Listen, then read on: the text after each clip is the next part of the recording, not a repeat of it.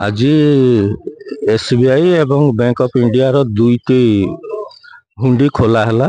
आमर सब स्टाफ माने काम रे लागि थिले एवं गणति पर देखा गला जे एसबीआई हुंडी रे 5,02,000 टंका अछि एवं बैंक ऑफ इंडिया रो हुंडी रे 80,000 अछि।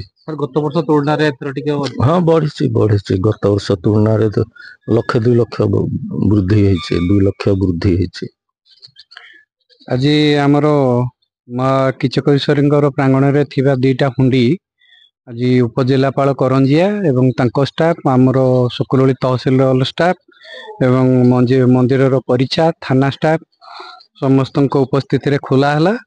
गोटे हुंडी बाहर 91,835 टंका एवं अन्य एक हुंडी 5,16,755 टंका समुदाय 6,08,590 टंका हुंडी रे बाहरी गणा ही यथाशीघ्र बैंक रे डिपोजिट करागला। गत वर्ष तुलन केते वृद्धि हिची? हाँ गत वर्ष तुलन बहुत वृद्धि होती। गत वर्ष अल्प थिला ए वर्ष ता तुलन मांकर दान बाक्स रे अधिक पैसा आसी। जेहेतु मयूरभंज अधिष्ठात्री देवी है माँ किचकेश्वरी पीठ में गोटे स्टेट बैंक दान हुंडी रही गोटे बैंक ऑफ इंडिया दान हुंडी रही जहाँ अन्य वर्ष तुलन में वर्ष यथेष्ट अधिका पैसा रही जहाँकि 6 लक्ष ऊर्ध्व टंकार